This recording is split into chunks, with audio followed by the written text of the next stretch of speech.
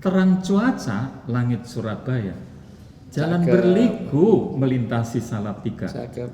Gemar membaca jadikan budaya, jadikanlah buku barang berharga. Jadi Luar Mas, biasa, ini benar-benar kita pas sekali Perpusnas dengan Balai Pustaka menggelorakan minat baca melalui taman bacaan, melalui menghidupkan harapan-harapan di perpustakaan yang ada di daerah-daerah.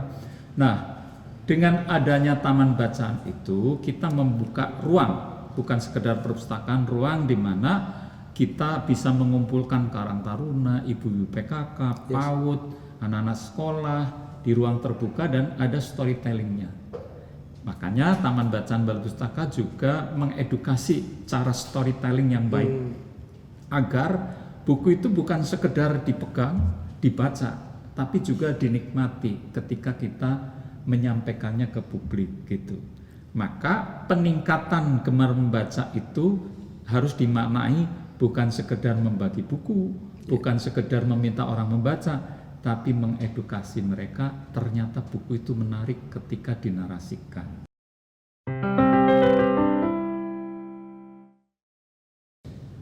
Halo sahabat Perpusnas, saat ini saya berada di Kafe Sastra dan Ruang Komunitas Balai Pustaka. Balai Pustaka, institusi yang telah melahirkan banyak sastrawan-sastrawan hebat. Sastrawan-sastrawan di era 20-an, 30-an lahir dari tempat ini. Siti Nurbaya, karya Maras Rusli, kemudian Azab dan Sengsara karya Mirai Siregar. Tetapi dalam perjalanannya, Balai Pustaka mengalami banyak tantangan yang luar biasa. Bahkan Balai Pustaka bisa dikatakan hidup segan, mati tak mau.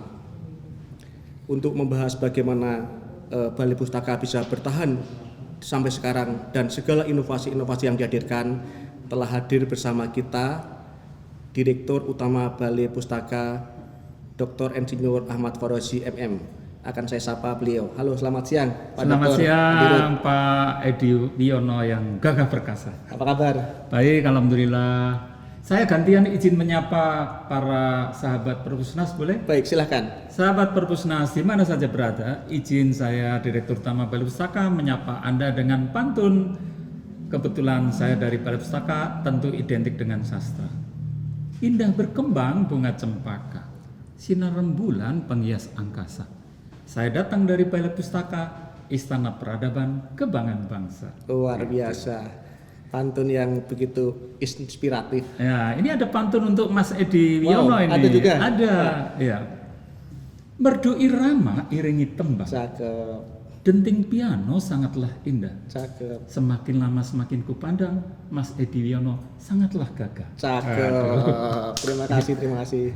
Dan utamanya juga terima kasih Pak Dirut atas waktu yang diberikan di tengah kesibukan-kesibukan yang luar biasa. Perpustakaan Nasional, Balai Pustaka adalah dua entitas yang sama-sama ingin mencerdaskan anak bangsa. Betul, bahkan Kepala Perpusnas bilang bahwa Balai Pustaka itu Perpusnas, Perpusnas adalah Balai Pustaka. Setuju sekali. Nah, Ya. untuk mengeksplor lebih jauh lagi, lebih dalam lagi tentang kiprah Pak Dirut dan juga Balai Pustaka dalam upaya mencerdaskan anak bangsa, tentunya saya dan juga sahabat Perpusnas ingin tahu lah sosok Pak Dirut itu seperti apa sih? Ya. Ya, mungkin bisa cerita Pak Ya. sebelum masuk ke Balai Pustaka. Ya. Dan tentunya mungkin ada beberapa hal di masa kecil sekolah yang sampai hari ini bisa menjadi catatan buat sahabat Perpusnas sekalian. Ya, sahabat Perpusnas, izinkan saya memperkenalkan diri. Saya ini sarjana kehutanan. Betul. Ya. Jadi kalau ada wartawan bertanya, kok sarjana kehutanan bisa jadi presiden direktur Balai Pustaka? Jawabnya sederhana.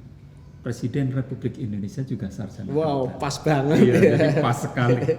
Nah, oleh karena itu ketika saya dipanggil oleh Menteri BUMN, Anda kalau nebang kayu, jual kayu itu semua orang bisa.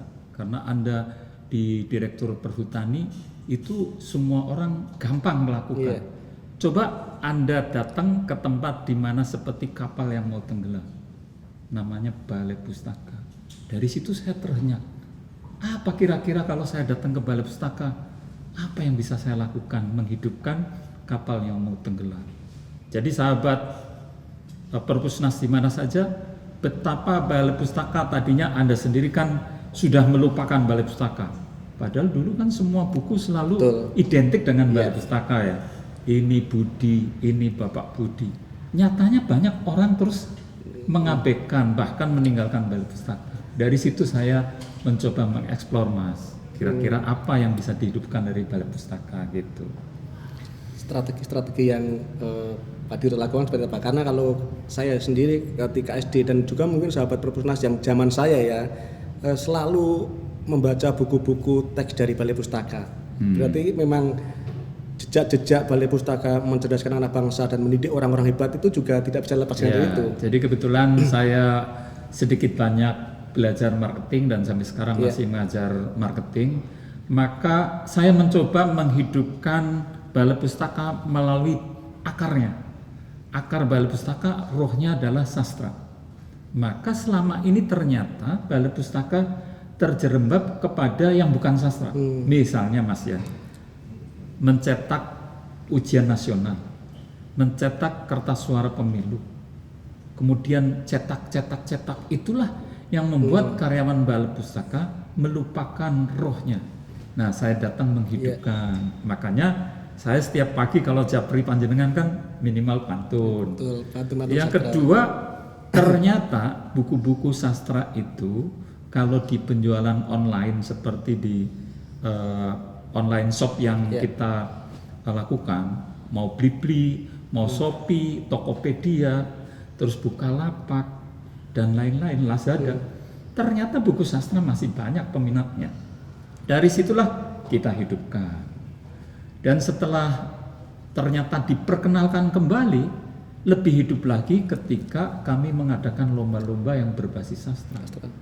Ada lomba berbalas pantun tingkat nasional, hadiahnya nggak kalah sama Indonesian Idol loh. Kalau 300 juta kan besar luar sekali. Biasa. Yang kedua, lomba baca puisi para eksekutif. Yang ketiga, pementasan. Siapa yang tidak kenal sahabat Perpusnas dengan Chelsea Ihsan, Reza Rahardian, Marsat Timothy. Mereka kita pentaskan Mas. Dari situlah balai pustaka dikenal kembali gitu ceritanya. Oke, luar biasa. Memang kita akui bahwa sastra menjadi roh dari literasi juga Pak. Sebenarnya kan mudah-mudahan sastra itu juga bisa menjadi mata pelajaran yang utama di sekolah dasar. Karena zaman dulu saya juga termasuk pecinta puisi juga. Betul. Gitu. Nah kemudian setelah itu yang saya bisa cermati memang balai pustaka sudah mulai melihat lagi dengan berbagai inovasi-inovasi lainnya selain core-nya di penulisan sastra. Seperti apa inovasi yang telah dilakukan? Pertama, sebelum sampai ke inovasi, Mas Edi Wiono kan tadi katanya senang sastra dan senang baca puisi. Betul. Nanti giliran balai pustaka punya panggung bersama membaca puisi. Setuju sekali. Mas Setuju Edi sekali. Wiono wajib tampil dong, ya kan? Nah, sebelum ke inovasi, saya mencoba masuk ke seluruh komunitas yang berbasis sastra dan bahasa sama gerakan literasi nasional, Mas. Dari situlah saya mengenal para pelaku literasi nasional, pegiat literasi. Saya bisa ketemu Najwa Shihab, duta baca sebelum Mas Golagong. Saya ketemu Mas Golagong, ketemu seluruh pegiat literasi Indonesia. Ternyata mereka gayung bersambut tuh.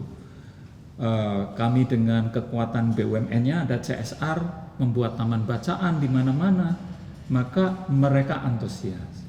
Lalu inovasi, ternyata teman-teman yang Gen Z, milenial itu identik dengan digital.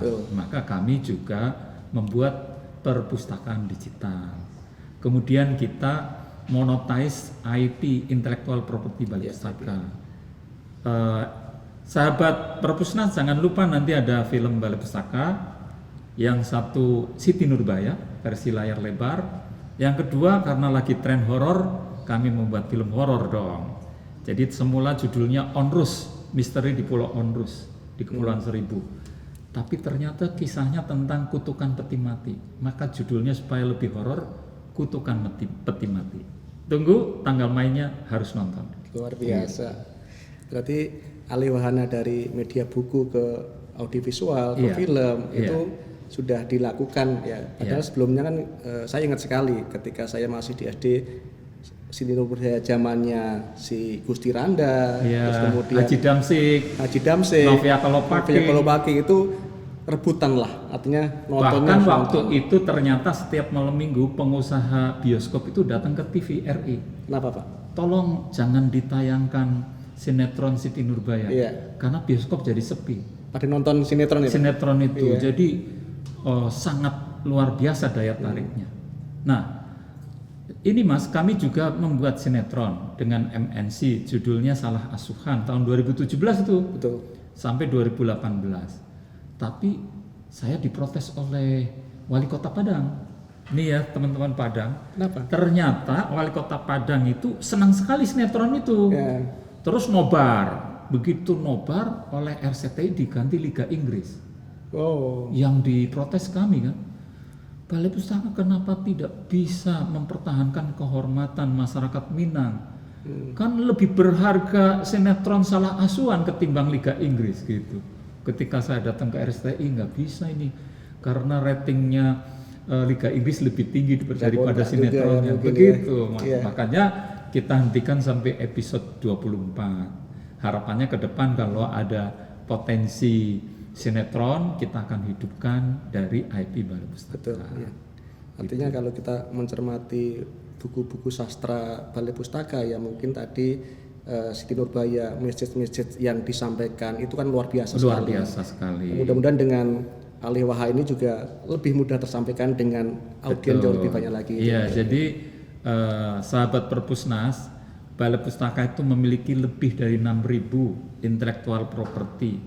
Bahkan cerita-cerita rakyat yang melegenda, ada Timun Mas, Lutung Kasarung, Batu Menangis, semuanya ada di Balai Pustaka.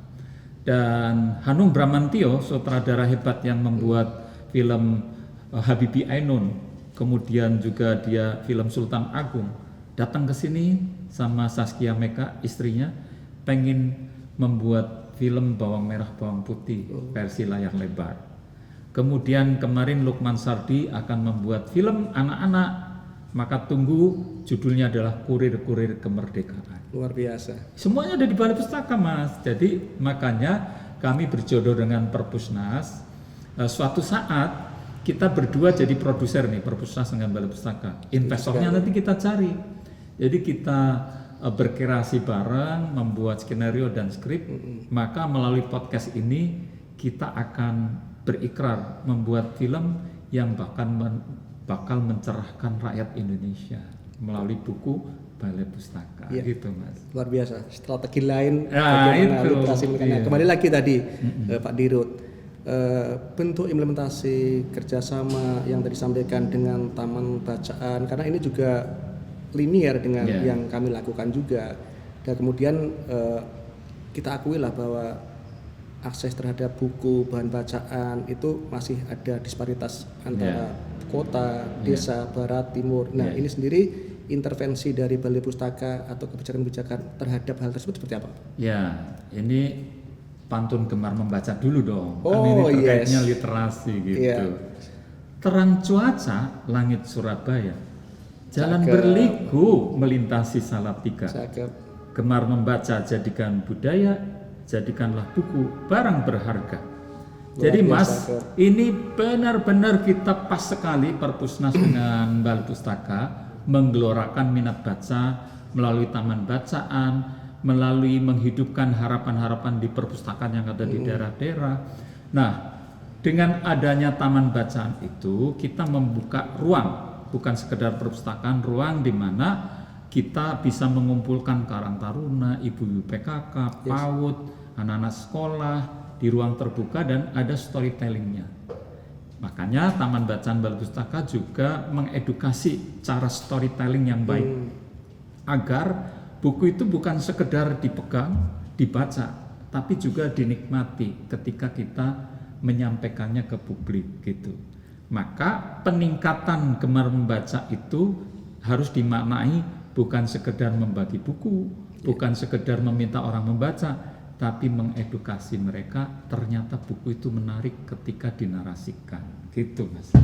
Betul sekali ya. Kita tidak hanya sekedar ayo kita baca, tapi ada edukasi lain yang harus kita sampaikan ke mereka. Nah memang dari yang Pak Dirut sampaikan tadi, kita benar harus memperkuat lah kolaborasi sinergitas kita. Kita sudah dipayungi dengan MOU antara Perpusnas dan Balai Pustaka. Ke depan agenda-agenda besar kita bisa kita lakukan, termasuk juga tadi penyusunan film dan juga di TV. Saya pengen ini anggota DPR mendengarkan kita, ya, bahwa Kepala Perpusnas begitu hebat berjuang untuk meningkatkan pengayaan buku-buku untuk perpustakaan seluruh daerah, seluruh Indonesia, dan juga digitalisasinya. Tapi kan mentoknya di pemegang anggaran. Betul, budgeting. Kalau DPR bilang, aduh ini sulit gitu, maka anggaran itu bisa belok ke sana kemari. Padahal yang namanya gemar membaca, kemudian peningkatan literasi itu sudah ibarat banjir itu siaga satu. Nah, oleh karena itu, wahai para anggota dewan, tolong dong. Tadi kebetulan anggota dewan ada yang datang ke sini, Mas, sebelum kita podcast ini, dan mau membantu menggelorakan minat baca itu. Jadi kebetulan beliau Komisi 6 membawa BUMN dan akan membawanya ke Komisi 10. Luar biasa, mudah-mudahan. Jadi mudah-mudahan ada penguatan di level pengambil keputusan, yaitu pemegang anggaran.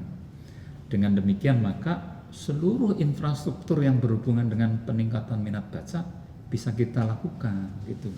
Betul sekali, Pak Dirut. Memang kalau kami di Perpustakaan Nasional beberapa intervensi kebijakan, misalnya pemberian hibah buku bantuan, tetapi untuk menghasilkan karya-karya besar itu menjadi PR besar juga. Iya, PR besar.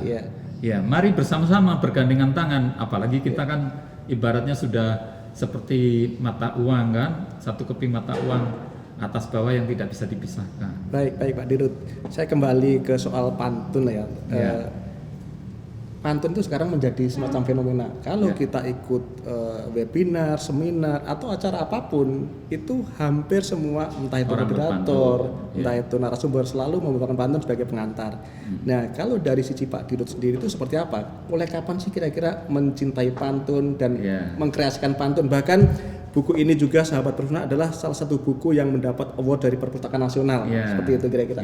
Bisa dijelaskan, Pak?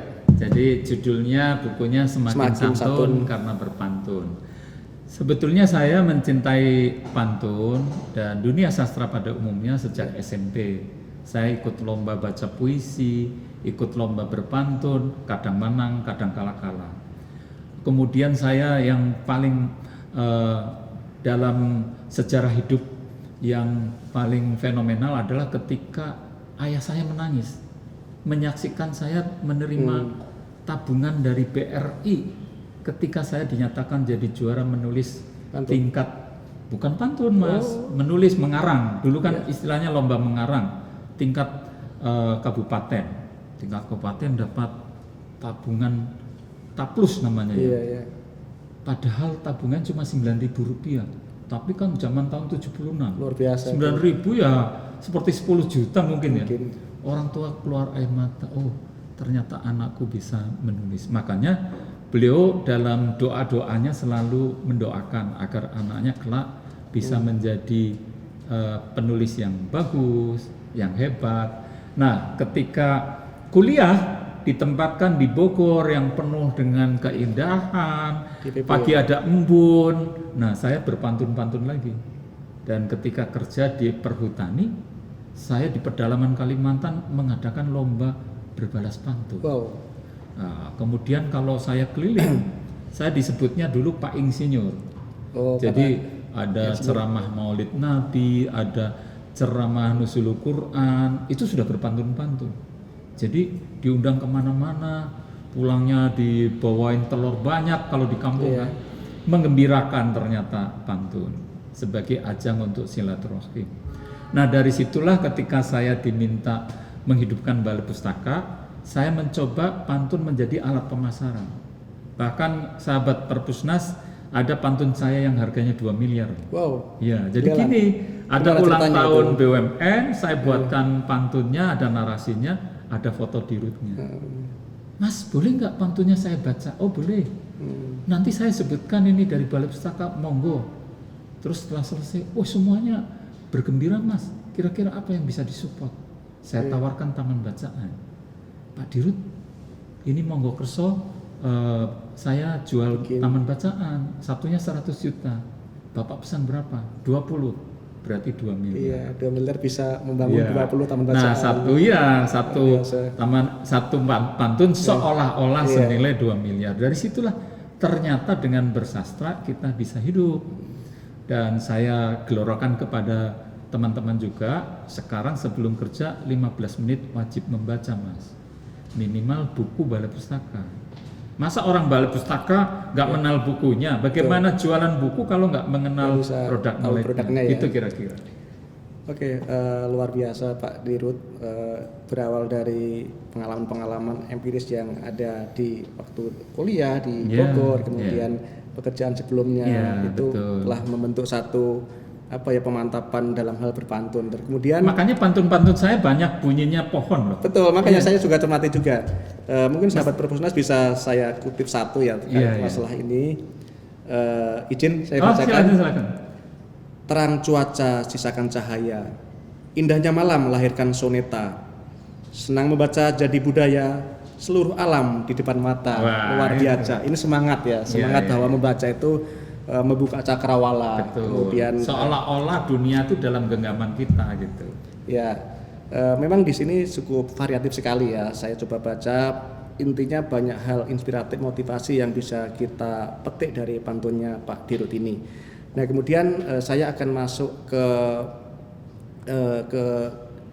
Balai Pustaka ke depannya Pak. Iya. Gitu. Artinya mungkin dalam catatan Pak Dirut di tahun 2022 ini kita sudah lewati beberapa capaian-capaian yang bisa kita relasikan dengan literasi seperti apa Pak? Ya, pertama perlu saya sampaikan kepada sahabat Perpusnas di mana saja, Balai Pustaka memang terlihat sudah hidup, tetapi utang-utang lama masih banyak, Mas. Jadi kita ketika Balai Pustaka antara hidup enggan mati tak mau itu punya utang banyak. Wow. Jadi harus kita selesaikan.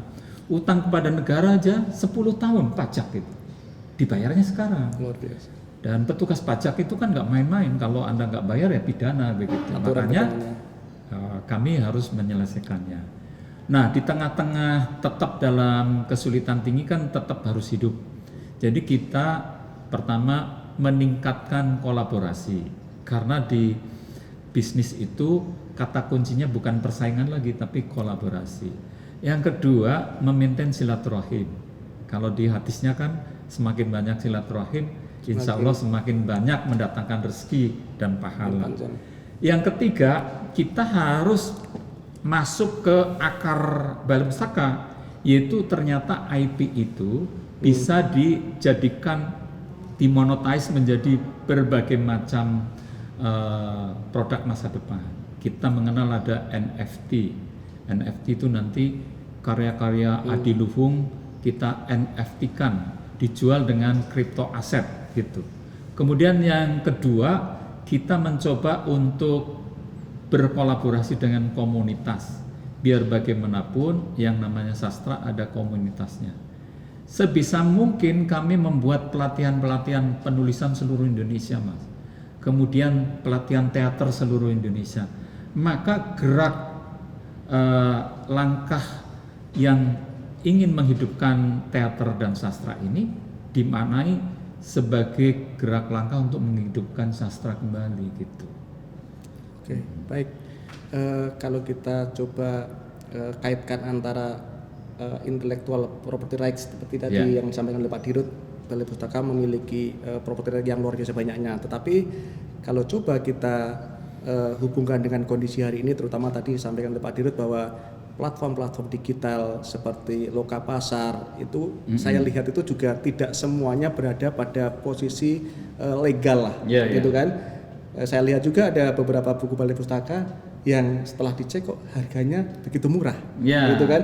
Nah, dalam pandangan Pak Dirut terkait masalah property right ini sendiri, terus kemudian kondisi dari Loka Pasar kita yang masih tidak semuanya patuh atau taat terhadap aturan seperti apa, Pak? Pertama perlu saya sampaikan kepada sahabat Perpusnas, jangan beli buku bacakan. Iya. Penting itu. Begitu di online shop ada harga buku Balai Pustaka 20.000. Betul. Aslinya 150.000. Berarti ada dua kemungkinan, waktu bedah buku kan mereka mendapatkan goodie bag gratis. Nah, setelah dijual ya 20.000 itu. Yang kedua memang cetakan sekedar cetak, biayanya murah, maka dijual murah, dia nggak bayar royalti dan seterusnya.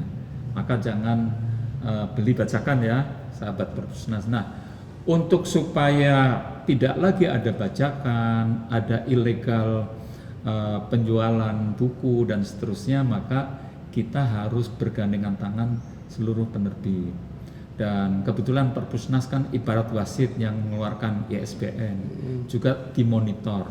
Jadi ikut membantu monitor.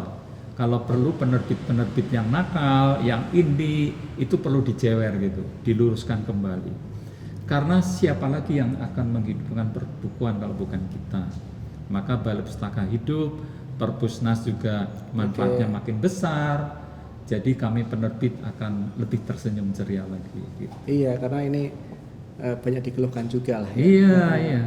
Oh buku 150.000 kok jadi 20.000 gimana? Makanya saya juga beberapa kali mengecek ya dari komunikasi saya dengan beberapa teman penerbit seperti itu ya, mungkin tadi sinergisitas kolaborasi untuk sama-sama memberikan edukasi ya. Kami di Perpusnas akan memberikan edukasi terkait pentingnya membeli buku original atau buku aslinya. Nah, kalau kita bicara terkait ekosistem perbukuan, Pak Dirut, di tahun 2020, 2021 ya saat pandemi lah seperti itu. Ini kan ujian berat juga, termasuk juga tentunya dengan Balai Pustaka itu sendiri. Nah, bagaimana Balai Pustaka merespon dari kondisi pandemi itu agar tetap tetap kuat seperti itu? Pertama, di ekosistem perbukuan, meskipun di pembelajaran sekolah banyak dilakukan seperti sekolah dari rumah, tanpa tatap muka, tapi buku itu ternyata masih diperlukan. Jadi ketika pandemi, agen-agen kami di lapangan masih bisa jual buku intinya, meskipun tidak sederas waktu sebelum pandemi. Maka jalan yang paling mudah bagi Balai Pustaka kebetulan BUMN adalah menyapa seluruh BUMN sebagai captive market. Kami relatif bisa hidup, beda dengan penerbit yang tidak ada captive marketnya. Nah, tapi karena kami diminta agar jangan cuma berhubungan dengan BUMN, maka kita disarankan. Kebetulan Pak Erick Thohir nih, kalau bisa tim Pak Erick Thohir menyaksikan podcast ini, beliau sangat getol untuk agar Balai Pustaka bisa kolaborasi dengan Marvel, dengan Disney, sudah kelas internasional ini. Pak Erick Thohir tidak tahu kalau Balai Pustaka tidak punya uang cukup untuk pergi ke luar negeri. Pak Erick Thohir tolong dong. Nah, jadi pendek kata kita punya mimpi besar, Mas. Jadi kalau berkutat hanya pada buku, ekosistemnya makin berat, maka kita kedepannya memang harus go internasional gitu. Luar biasa, satu action plan yang mudah-mudahan nanti bisa terrealisasi di 2023 ini. Ya, kembali lagi kita soal literasi. Dan itu menjadi salah satu KPI-nya Perpusnas adalah bagaimana agar masyarakat literasinya meningkat seperti itu kira-kira. Nah, kita juga tidak bisa lepaskan lah. Memang ini bisa setuju, bisa enggak. Ya, mungkin di pandangan Pak Dirut atau mungkin sahabat Perpusnas terkait masalah beberapa kajian atau analisis terkait masalah kondisi literasi kita ya, misalnya kayak PISA yang mengeluarkan beberapa indikator seolah-olah kita selalu dua terbawah. Nah, itu dalam pandangan Pak Dirut seperti apa? Pertama, kita sadari bahwa keragaman masyarakat Indonesia dari tingkat pendidikan, tingkat penghasilan itu gapnya sangat besar. Beda dengan negara maju itu strata penghasilan pendidikannya relatif merata. Kalau di Jepang itu di kereta Shinkansen masih orang sambil bergelantungan masih baca buku. Nah, di kita itu ada kesenjangan. Maka beriringan dengan peningkatan literasi harus juga dengan peningkatan perekonomian masyarakat. Itu beriringan. Kalau perekonomian meningkat, daya beli meningkat, maka kegemaran membaca insya Allah akan meningkat. Nah, Pak Jokowi dalam setiap kesempatan selalu menggelorakan agar semangat membaca ini harus dibarengi dengan peningkatan perekonomian. Nah, beliau menyisirnya dari peningkatan UKM, Mas. Jadi di BUMN sendiri pembinaan UKM menjadi salah satu pilar utama. Nah, kalau UKM ini bisa hidup lagi, maka anak-anak di bawah para orang tua yang memiliki UKM itu tentu akan lebih mudah dekat dengan buku. Nah, oleh karena itu saya ajak kepada seluruh pegiat literasi jangan sungkan-sungkan untuk mendekati para pelaku UKM agar mereka didekati dengan berbagai cara agar anak-anaknya gemar membaca buku kembali. Gitu. Ya, ini selaras juga lah dengan tagline kami kalau kami di perpustakaan kan literasi untuk kesejahteraan dan salah satunya UKM juga. Iya ya, itu. Iya. Iya ternyata Cocok. nyambung gitu. Iya betul. Nah saya tertarik lagi sih, mungkin ini enggak apple to apple kalau dibandingkan dengan kami di Perpusnas, tapi minimal strategi Balai Pustaka dengan utamanya BUMN lah dengan sinergi BUMN-nya itu kemudian diterjemahkan dengan karya-karya dari Balai Pustaka yang BUMN harus mengambil dari sana. Itu seperti apa Pak? Kita ingin juga sih Perpusnas punya sinergi Perpusnas dengan seluruh perpustakaan di Indonesia seperti itu. Ya, kebetulan di masa Menteri BUMN-nya Pak Erick Thohir ini 3 pilar utama untuk penggunaan dana CSR ya atau tanggung jawab sosial dan lingkungan itu ada 3 pilarnya. Yang utama dan pertama justru peningkatan kualitas pendidikan. Itu SDGs poin 4 ya. Kemudian yang kedua yang tadi saya sebutkan UKM. Yang ketiga adalah lingkungan, perbaikan lingkungan. Makanya khusus Pegadaian itu diminta untuk mengelola bank sampah Pegadaian. Kemudian untuk lingkungan hampir seluruh BUMN menyisihkan sebagian dana untuk perbaikan lingkungan. Nah, pendidikan itu dibagi 2 juga, beasiswa dan buku. Nah, kami mendapat keberkahan karena ternyata berbagi buku sama taman bacaan menjadi salah satu programnya. Jadi, saya meminta kepada seluruh direksi dan komisaris minimal mereka berbagi buku kepada sekolah yang pernah membesarkannya, SMP sama SMK-nya. Tagline-nya gini, kalau saudara membagi uang 100 juta itu dianggap kecil, tapi kalau berbagi buku akan diingat seterusnya dan pahalanya terus mengalir. Betul, Wah, luar biasa. maka gayung bersambut tuh para CEO baik direksi maupun komisaris gitu. Itu jalan semua ya. Jalan semua. Jadi relatif kalau untuk Balai Pustaka hubungannya BUMN masih kental lah. Nah, kalau bicara soal lingkungan tadi, mungkin ini juga bagian dari CSR-nya Balai Pustaka. Saya lihat ada kampung literasi di Jakarta Timur. Itu gimana ceritanya itu? Jadi ceritanya begini, ketika Balai Pustaka dianggap di sini lingkungannya paling baik, kebetulan ada tempat parkir luas, banyak member-member di sini yang tidak punya parkir di rumahnya, parkirnya di sini. Tapi kok lingkungannya sedikit kumuh. Maka Pak RW, kebetulan hari Minggu besok itu ada pemilihan RW baru. Nah, salah satu yang dikampanyekan adalah RW yang berbasis literasinya kuat akan dipilih gitu. Jadi di sini dindingnya itu gambar literasi dan mereka gambar sendiri. Kebetulan di belakang Balai Pustaka juga ada ruang literasi. Di situ kita menyumbang rak buku, kemudian buku, dan mencoba melatih storytelling. Maka jangan sampai Balai Pustaka itu bagus, tapi lingkungannya tidak bagus literasinya. Sebelum kita jauh melangkah ke daerah 3T ya di daerah lingkungannya sendiri, gitu Mas. Oke, luar biasa. Itu juga mungkin nanti bisa kita adopsi juga. Seharusnya kami juga bisa menyusun satu juknis untuk bagaimana agar kita mengkreasikan untuk kampung-kampung literasi yang ada di Indonesia. Betul. Nah, kemudian saya tertarik untuk melanjutkan tadi terkait masalah 3T. Nah, 3T itu sendiri dari sisi Balai Pustaka seperti apa yang sudah dilakukan untuk literasi di 3T? Jadi, sahabat Perpusnas di mana saja ya, perlu saya sampaikan, sebelum kemerdekaan atau sebelum tahun 1945, Balai Pustaka itu ternyata sejarahnya telah membangun 2.650 taman bacaan se-Indonesia.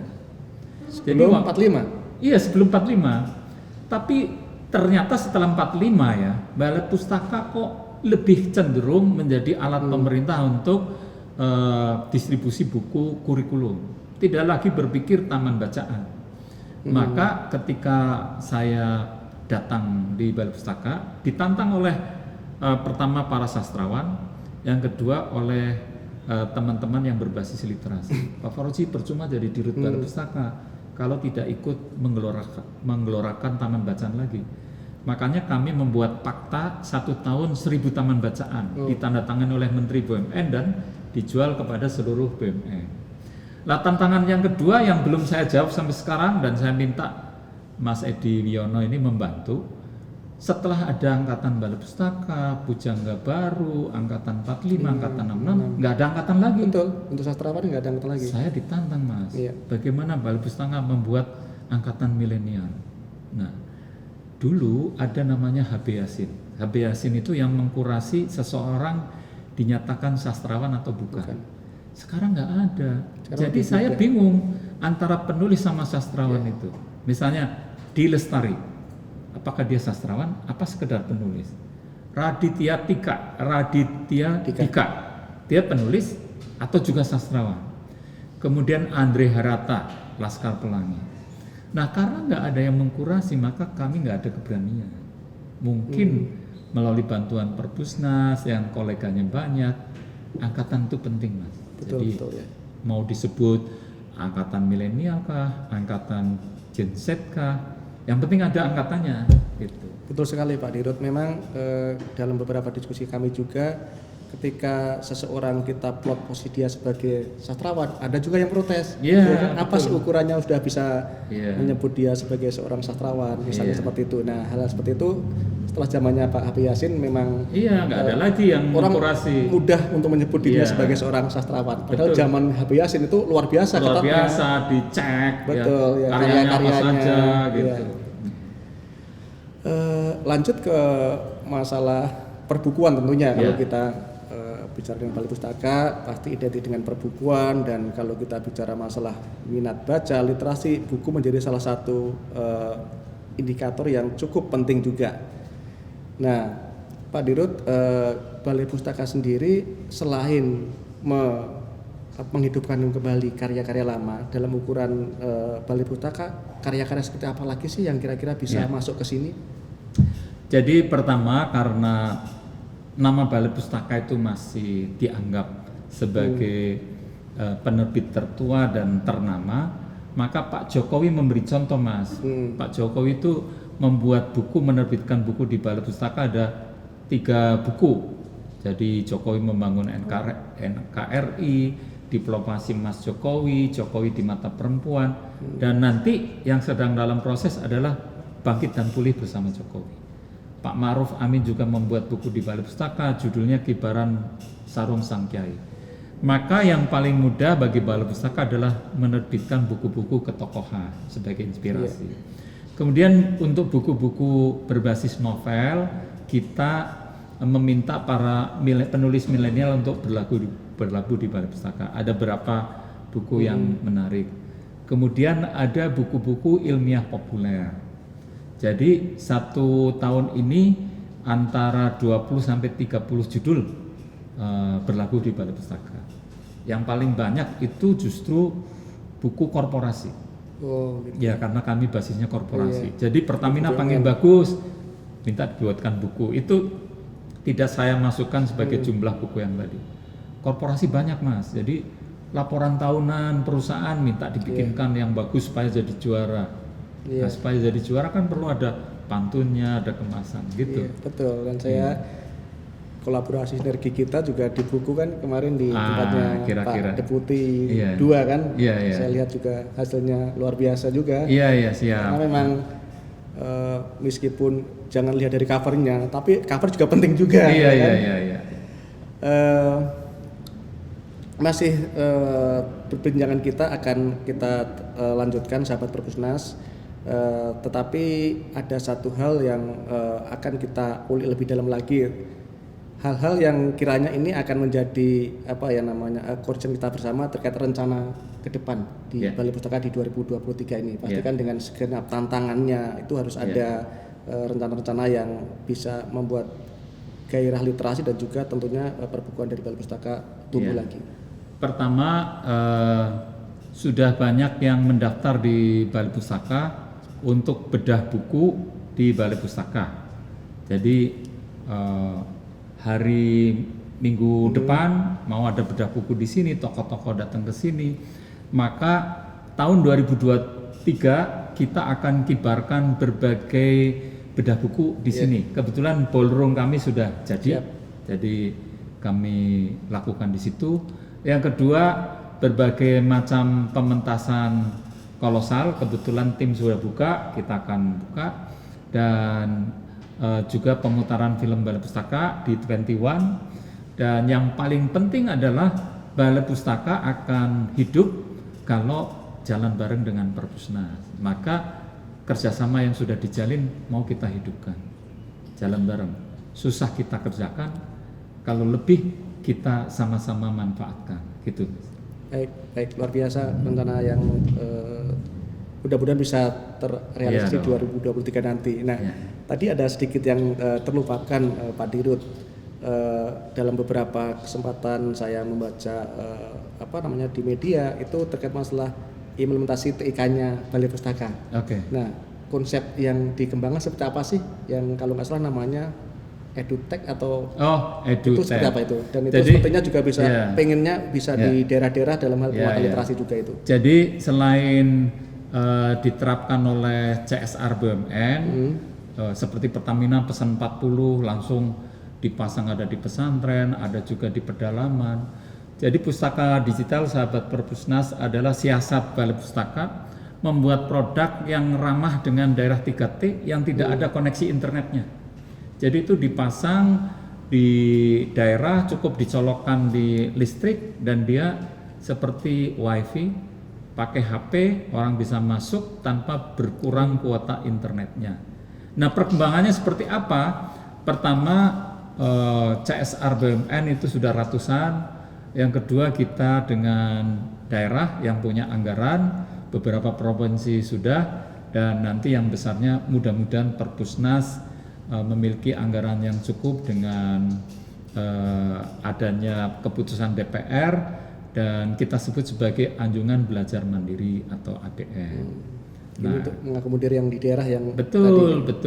Dan tentunya orang-orang yang punya HP tapi sulit beli pulsa karena di daerah kan sulit ya dapat uang, maka cukup HP-nya dihidupkan, dia bisa mengakses semua materi tanpa harus ada pulsanya gitu. Ya, ini mungkin salah satu strategi itu juga ya, strategi bahwa masih ada ketimpangan juga dalam hal teknologi. Di beberapa daerah koneksinya bagus, ada yang buruk sekali. Nah, ini mungkin untuk bagian akhir saya minta Pak Dirut memberikan satu underline lah dari yang kita bincangkan hari ini, bagaimana peran Balai Pustaka dalam hal penguatan literasi dan juga penguatan budaya baca di masyarakat. Ya, baik sahabat Perpusnas di mana saja, terutama para kepala sekolah, para guru, kemudian juga para orang tua wali murid, jangan lupa ya. Kalau ingat buku kurikulum baik K13 maupun implementasi kurikulum Merdeka, ingatnya Balai Pustaka dong. Jadi jangan meleng ke buku yang lain. Nah, kalau semua sahabat Perpusnas belinya buku Balai Pustaka merasa berbahagia dan akan hidup kembali. Nah, untuk peningkatan literasi, mari kita kerjakan bersama-sama. Kalaupun nanti bersama Perpusnas bisa mendirikan taman bacaan digital di setiap lokasi, mari kita jaga, mari kita rawat, dan jangan lupa datang ke lokasinya untuk belajar di situ. Saya tutup dengan pantun, Mas. Silakan, Pak Dirut. Awan putih saling berkejaran, angin perlahan menjemput hujan. Terima kasih sahabat sekalian, sudi mendengarkan penuh perhatian. Cakep, luar biasa. Terima kasih Pak Dirut atas masukan-masukan dan juga sharingnya yang luar biasa. Demikian sahabat Perpusnas, bincang-bincang saya dengan Dr. Insinyur Ahmad Faroji MM sebagai Direktur Utama Balai Pustaka. Mudah-mudahan dari hal yang kita perbincangkan kali ini memberikan manfaat buat kita semua dalam upaya bersama-sama mencetak dan juga mewujudkan masyarakat yang literat. Saya Edi Wiono, akhirul salam, wassalamualaikum warahmatullahi wabarakatuh, dan salam literasi. Salam literasi.